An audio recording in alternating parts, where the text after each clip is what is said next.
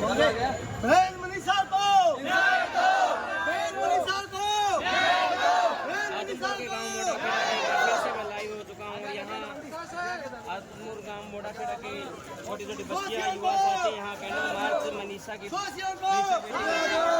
मनीषा को, बहन मनीषा को, बहन मनीषा को, छोटी छोटी बच्चियाँ साथी गाँव बहन मनीषा को,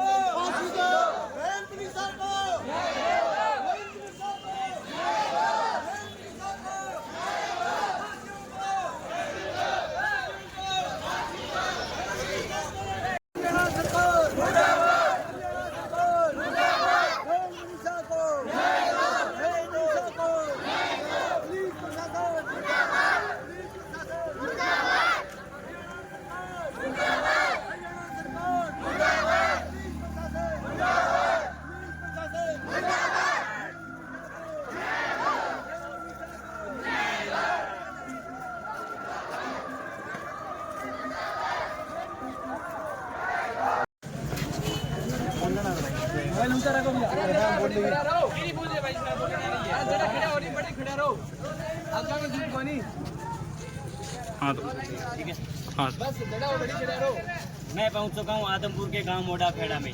पूरे हरियाणा में एक चर्चा चली हुई है, एक बेटी को इंसाफ की पुकार पूरे हरियाणा में लगातार आज से 5-7 दिनों से लगातार पूरे हरियाणा में एक आवाज़ उठी है, बेटी मनीषा को इंसाफ दो। आज मैं पहुंचा मोड़ाखेड़ा गांव में, आइए इनसे बात करेंगे। नमस्कार भाई साहब, किस तरह से आप इस बेटी को इंसाफ दिलाने में सहयोग कर पाएंगे और पूरा गांव इस बेटी को इंसाफ के लिए क्या क्या आप कर पाएंगे? तो हमारा पूरा गांव जितने भी युवा शक्ति है, पूरे गांव के जितने बूढ़े बुजुर्ग हैं, सभी का है और हम तन मन धन से इस न्याय की लड़ाई को आगे तक लेके जाएंगे। से हमें जो मर्जी करना पड़े, चाहे लाठियों से भी लड़ना पड़े। ये हक की लड़ाई है, न्याय की लड़ाई है, कोई पर्सनल लड़ाई नहीं है, ना किसी की नौकरी की लड़ाई है, यह है न्याय की लड़ाई। और एक गरीब की बेटी के साथ अगर एक ऐसा अनर्थ होता है और अगर सरकार उसको दबा देती है तो ये क्या अंग्रेजों में और अपने में फर्क क्या रहेगा? ये तानाशाही सरकार है, ये अपनी मनमर्जी करती है। अब हक के लिए लड़ना पड़ेगा, न्याय के लिए लड़ाई करनी पड़ेगी। जैसा कि आपने सुना है, कहीं ना कहीं इस मामले को दबाने की कोशिश सरकार या प्रशासन द्वारा की जा रही है, तो उसके बारे में आपका क्या कदम, ठोस कदम आगे आप उठाओगे? आज आपने कैंडल मार्च निकाला है, आगे आप इसके प्रति क्या कदम उठाना चाहोगे? अगर दबाने की बात करेगी सरकार और आगे अगर इसको दबाएगी तो हम इससे आगे ठोस कदम उठाएंगे। रोड भी जाम होंगे तो और भी होगी। जितनी भी युवा शक्ति है वो एक ही चीज़ कह रहे हैं, अभी मनीषा को न्याय मिलना चाहिए। ये नहीं है किसी की गरीब की बेटी है तो उसकी आवाज़ को दबा दिया जाएगा।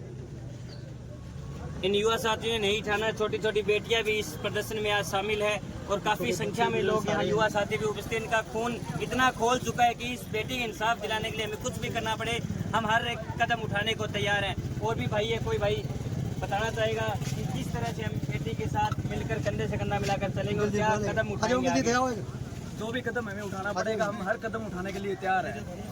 संघर्ष जारी रहेगा जब तक बहन मनीषा को न्याय नहीं मिलेगा, जब तक हम लड़ेंगे, जब तक हथियारों को फांसी या सजा नहीं मिलेगी। जैसा कि आज मतलब वो आया है नोट, सुसाइड नोट आया है, उसमें उसकी वो रेटिंग मैच नहीं हो रही है। जैसा आज 5 दिन पहले भी ये सुसाइड नोट कहा था। इस सरकार ने गोल मोल कर रखा है सभी को, उसको सस्पेंड कर दिया, उसको सस्पेंड कर दिया, कोई सस्पेंड नहीं हुआ है। ये सब उसको दबाने की प्रक्रिया है।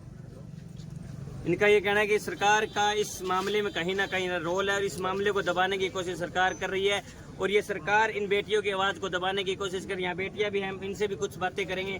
बताइए बेटियाँ कि जो बहन के साथ हमारा हुआ ये कितना गलत हुआ है?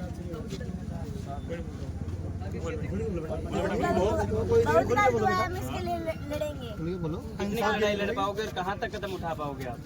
हम ठोस कदम उठाएंगे जब तक मनीषा दीदी को न्याय नहीं मिल जाता। धन्यवाद बहुत बहुत। हरियाणा सरकार